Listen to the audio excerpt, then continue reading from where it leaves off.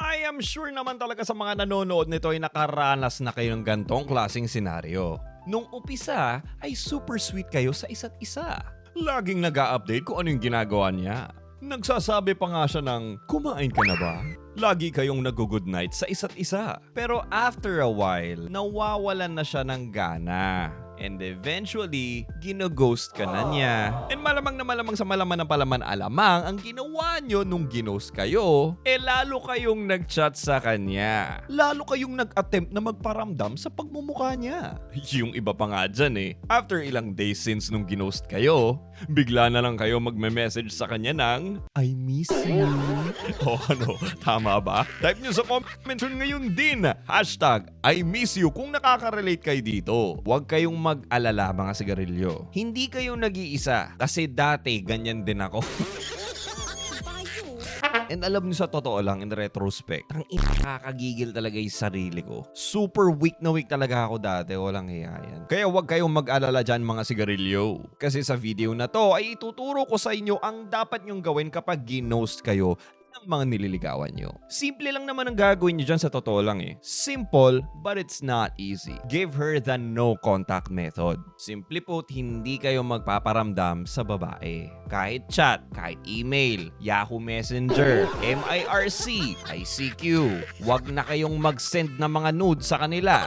Huwag nyo na rin na-heart ang kanilang mga posts. Huwag nyo na din isisin ang kanilang mga stories. Make her feel as if you have moved on from her and wala ka nang pakialam sa kanya. Kasi one of the most apparent reasons kung bakit kayo ginost ng babae, even though sa umpisa parang you're really into each other, is because you chased her too much. Masyado kayo naging available sa kanya. Every time na mag-chat siya sa'yo, wala pang 1 minute ay may reply ka na kagad sa kanya. Huwag ganun, idolo. Kasi if that's the case, then you are putting her in a pedestal na. And if you do that, for sure babagsak yung attraction level niya sa'yo. So by doing the no contact method, it will give her the chance to think and miss you. It will make her think twice and say, hala, ano kaya nangyari sa kanya? Akala ko patay na patay siya sa akin. Bakit hindi na siya nagme-message sa akin? What is he up to kaya? Siguro may iba nang nililigawan yun. Ngayon, if that happens, most likely she will reach out to you. Oh, and by the way, this will only work if the girl has at least a level 5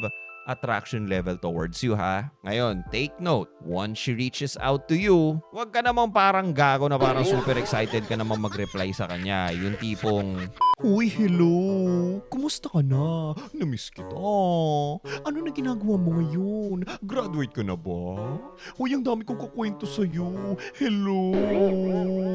Otek pare, wag ganon idolo. Kailangan swabe lang ang mga reply natin. Dapat yung mga mala James Bond na reply lang. Kung mangungumusta siya, di sabihin mo, oh hey, long time musta ka na? Eto, okay lang. Ikaw, kumusta ka na? Ayos lang, busy sa work Ganong reply lang. Huwag kayong super excited. And then, huwag masyadong mahaba yung convo ha. After 2 to 3 chat exchanges, ask her out on a date na kagad. Now, one of two things is gonna happen here. It's either she agrees to go out on a date with you, or she declines your offer. If she declines, ibig sabihin mababa na masyado yung attraction level na sa'yo, sigarilyo. So, it's much better for you to walk away and never look back.